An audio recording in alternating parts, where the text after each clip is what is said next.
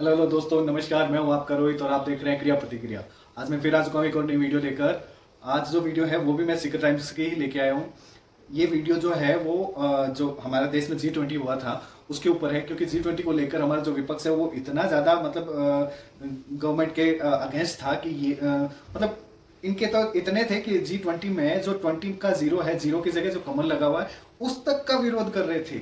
उस तक का आज G20 होस्ट कर रहा है हमारा देश। और सारे के सारे मतलब ज्यादातर G20 जो होती है उसमें सारे देशों के राष्ट्राध्यक्ष नहीं आ पाते, वो अपने प्रतिनिधियों को भेज देते हैं। पर जो भारत में जो हुआ G20 उसमें सारे राष्ट्रों के प्रतिनिधि आए थे, सारे राष्ट्रों के राष्ट्राध्यक्ष आए थे, बस एक चीन को छोड़ के, क्योंकि आप समझ सकते हैं चीन हमारे अगेंस्ट कितना है। तो इस चीज को लेके इतना ज्यादा बवाल काट रहे थे विपक्ष के लोग, हर चीज में नुक्स, छोटी से छोटी चीज में नुक्स। उस दिन कोई बारिश आ गई थी तो उस बारिश से, तो बारिश है तो बारिश से थोड़ा सा पानी इकट्ठा हो गया होगा तो उसका भी दिखा रहे थे। मतलब हर तरह से मतलब अपने देश की बेइज्जती कौन करता है? ऐसे घटिया लोग कैसे हो सकते हैं कि हमारे देश की बेइज्जती बाहर के देश लोगों को दिखा दिखा के कर रहे हैं कि हमारा देश तो इतना घटिया है, ये है वो। मतलब कितनी ओछी सोच है इन लोगों की कि अपने ठीक है, बीजेपी से प्रॉब्लम है, मोदी से प्रॉब्लम है, मोदी का कुछ, मोदी को बुरा बोलो भले ही, उनको बोलते बोलते, उनको क्रिटिसाइज करते करते देश के बारे में भी भला बुरा कुछ भी बोलना शुरू होते हैं। इतने नीचे गिरे हुए लोग, समझ में नहीं आता कैसे जी पाते हैं। और देखो ना, हमारी जनता भी इनको कुछ नहीं बोलती। बस वही बात है कि हम सहिष्णु हैं, टॉलरेंट हैं। हमें टॉलरेंट नहीं होके इनको दो दो लातें मारनी चाहिए।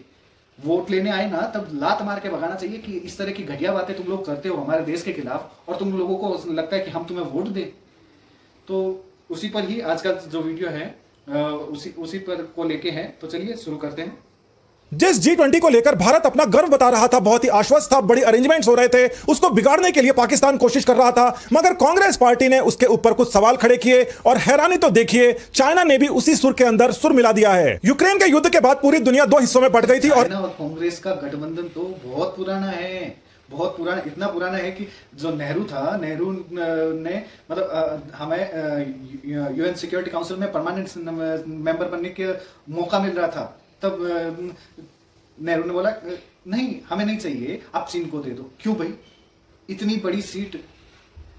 सच में हमारे अक्साई चीन, जो लद्दाख का जो एरिया है, कितना सारा एरिया, बस ये बोल दिया वहां वो तो बंजर जगह है इसलिए कोई काम की नहीं है, इसलिए ले गए, कोई बात नहीं, कोई बात नहीं। इतनी बड़ी जमीन चाइना को दे दी, तिब्बत को मिलवा दिया। मतलब क्या, कितना पीछे से चाइना के साथ गठजोड़ है। और अभी एक MOU साइन करवाया था शायद चाइना में जाके राहुल गांधी और सोनिया गांधी ने, कि कोई भी इंटरनल मैटर होगा तो उसका जो भी इंफॉर्मेशन होगी वो हम शेयर करेंगे। चाइना ने आज तक कोई कुछ नहीं शेयर किया, पर मोदी जी के आने से पहले तक वहाँ चाइना को भारत के जो भी इंफॉर्मेशन उसको चाहिए थी वो सब शेयर करते थे। कितने घटिया लोग हैं ये।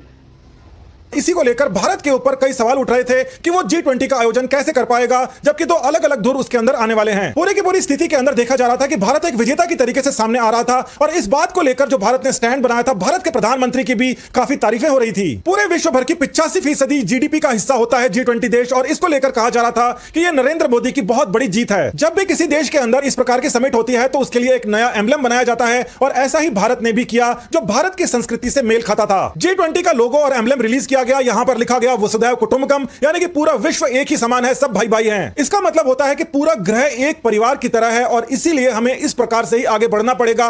मतलब इसके ऊपर भी उठा था कि ये जो कमल बनाया है, ये 20 में जीरो की जगह जो अर्थ का पिक्चर डाल के कमल बनाया है, तो उसके लिए भी डाले थे कि भाजपा ने अपना डाल दिया। अरे भाजपा की पंखुड़ियां अलग है और इस फोटो में जो लोटस की पंखुड़ियां वो अलग है। 5 पंखुड़ियों वाला है ये शायद, और वो 8 पंखुड़ियों का है उनका। मतलब ऐसे ही नंबर का हेरफेर है। तो इस चीज को, लोटस हमारा जो नेशनल फ्लावर है, उसको लेके इतना मतलब उनकी सोच का स्तर कितना नीचे गिरा हुआ है। इससे बड़ी सोच विश्व के अंदर किसी भी फ्रेज की नहीं हो सकती। अब कांग्रेस का जो कलेश था, इसके अंदर चाइना भी कूद गया और उसने कहा कि ये जो यहां पर तुमने वसुधैव कुटुंबकम लिख रखा है, ये संस्कृत के अंदर लिख रखा है और तुम अपनी संस्कृत को आगे बढ़ाने की कोशिश कर रहे हो। मैं संस्कृत को आगे नहीं बढ़ाएंगे तो किसको बढ़ाएंगे? हमारी हमारी संस्कृति है, मतलब उन सबको पता है, पूरी दुनिया में सबको पता है कि संस्कृत सब भाषाओं की जननी है, सबसे पुरानी लैंग्वेज है संस्कृत, देव भाषा है ये। तो उसका भी विरोध कर रहे हैं ये लोग। सच में इनको तो बोला भी नहीं जाता, क्या बोले इन लोगों को? इनकी मानसिकता खत्म हो चुकी है। हमारी संस्कृति, हमारी सभ्यता को लेके इनकी मानसिकता पूरी तरह से खत्म हो चुकी है। नफरत करते हैं हमारी संस्कृति से ये लोग। मैं इस बात को नहीं मानूंगा। G20 के अंदर बहुत सारे देश हैं, चाइना भी उसका एक देश है, 19 और देश हैं, उसके अलावा कुछ इनवाइटेड मेंबर्स भी होते हैं, कुछ गेस्ट भी होते हैं और किसी ने भी आपत्ति दर्ज नहीं की। केवल दर्ज की तो भारत के अंदर कांग्रेस ने और भारत के बाहर चाइना ने। कई सारे भारत विरोधी तत्व और भारत विरोधी देश इस बात का बहुत बड़ा प्रोपेगेंडा बना रहे थे कि भारत इस प्रकार की मीटिंग श्रीनगर या अरुणाचल में क्यों कर रहा है। पाकिस्तान ने कहा कि हम G20 मीटिंग का बहिष्कार कर देंगे। बाद में उनको ध्यान आता है, उनके विदेश मंत्री को, कि ये तो G20 का हिस्सा ही नहीं है, इनको वैसे भी बुलाया नहीं गया, तो वो इसका बहिष्कार करें या चुपचाप बैठे रहें, कोई फर्क नहीं पड़ता। अब ये जो कमल का फूल है, ये भारत के अंदर हर जगह देखा जा सकता है। जामा मस्जिद के ऊपर भी कमल के फूल की आर्किटेक्चर है, जबकि सीधे हाथ की तरफ आप देख सकते हैं कि विदेशी मस्जिद होती है, उसके ऊपर कमल के फूल नहीं होते, क्योंकि ये भारत की आर्किटेक्चर, ये भारत में बनी हुई है। और भारत में आज जैसे मैंने पीछे की जो मेरी वीडियोस हैं उनमें साफ साफ बोला है, जो भी ये बाहर से इन्वेटर आए थे, जितने भी इस्लामिक इन्वेटर आए थे, इन लोगों ने सिर्फ हमारे मंदिरों को तोड़ के उसके ऊपर अपना स्ट्रक्चर खड़ा किया। तो बस उनको बनाना कुछ आता थोड़ी ना था, उनको कोई वास्तुकला सभ्यता उनके पास थी कहाँ? उनके पास ढंग से कपड़े पहनने को नहीं थे। यहाँ पे आके लूटा, यहाँ देखा हर तरफ खुशहाली खुशहाली है, हरियाली खुशहाली, तो वो देख के यहाँ पे लूटने आ गए। और यहाँ के लोग थे भोले भाले, उन्होंने अपना लिया, इन लोगों को अपनाना ही नहीं चाहिए था। है 1950 के अंदर कांग्रेस की सरकार थी और उस समय राष्ट्रीय फूल घोषित कर दिया गया था कमल के फूल को।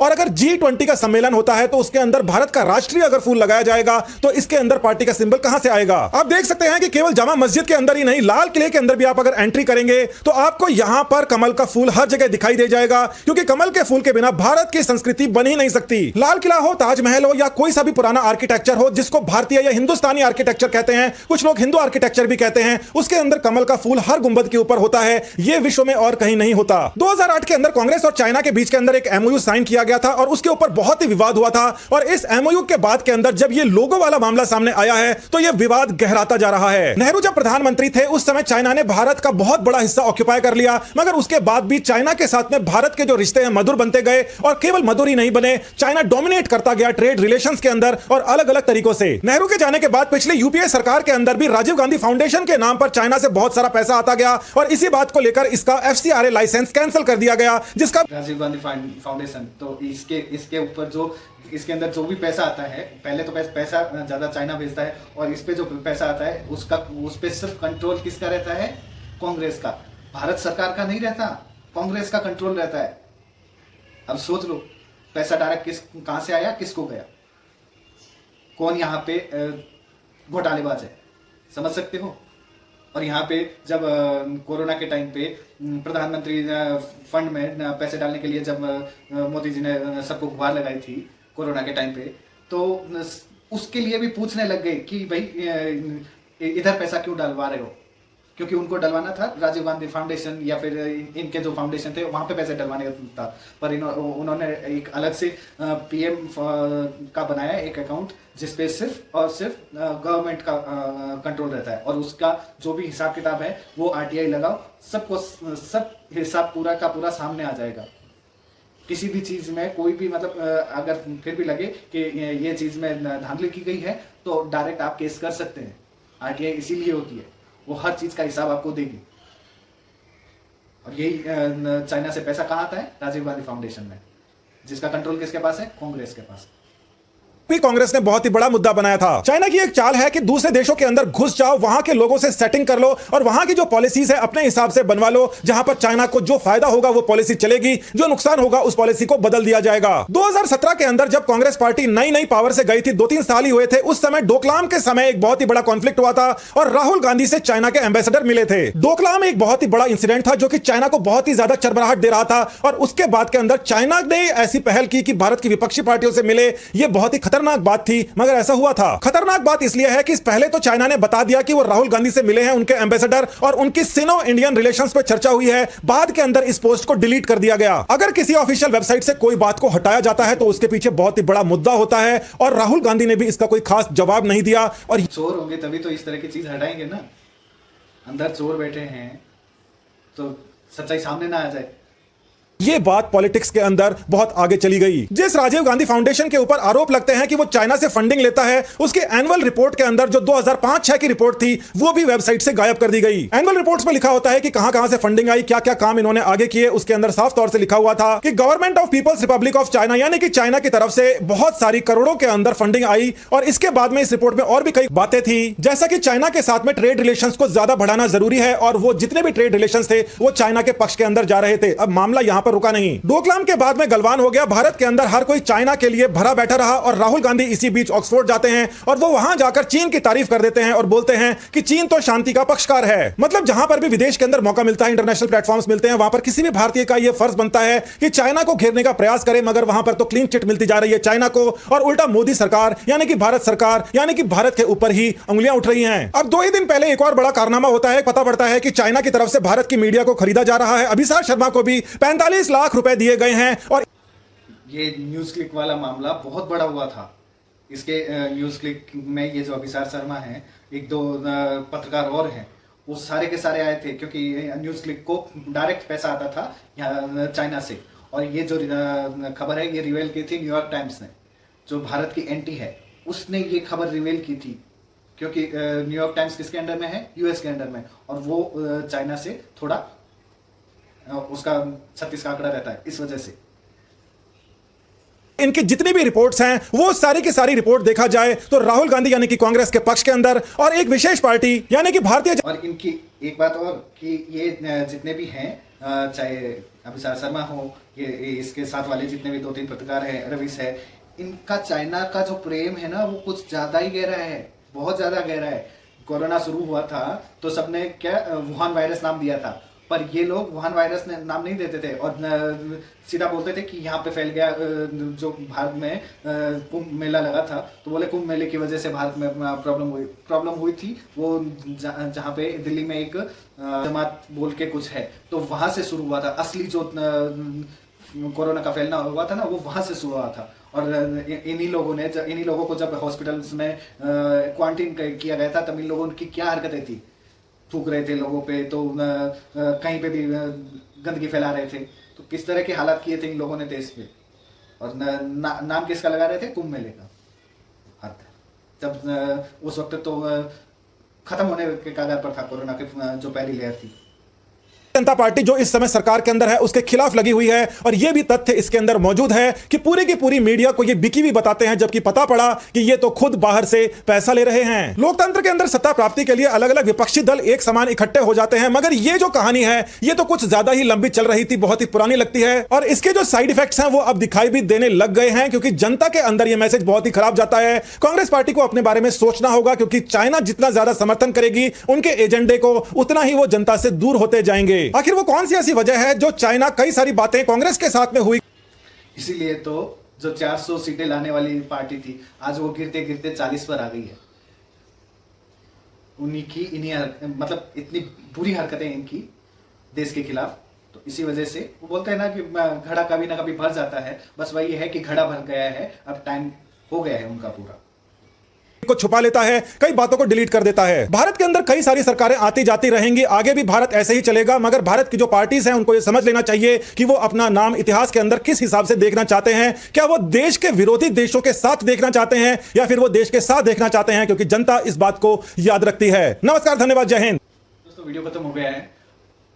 ये लोग इतना मतलब भारत के लिए बारे में इतना बुरा भला कहीं पे भी जाके बोलते हैं, खासकर ये राहुल गांधी, ये बाहर के देशों में जब भी जाता है, वहां पे जाके कॉन्फ्रेंस वगैरह जो भी करता है, तो उसमें भारत की सबसे ज्यादा बुराई की जाती है, उसके द्वारा भारत की सबसे ज्यादा बुराई की जाती है। ऐसा नहीं कि मोदी गवर्नमेंट की कर दो यार, मोदी की कर दो बुराई कि उसने ये कर दिया वो कर दिया, भारत की बुराई करते हैं, यहाँ की संस्कृति को लेकर चिढ़ते हैं। चाणक्य ने एक बात कही थी कि अगर तुम्हारा विपक्ष सारा मिलके एक हो जाए तो मतलब समझ लेना राजा ईमानदार है। और मुझे लगता है कि ये बात सच है, इसलिए आज जो विपक्ष है पूरा एक होने की कोशिश कर रहा है, पर वो उनकी आपस की लड़ाई सुलझ नहीं पाती, इसलिए बार बार टूटते जाते हैं।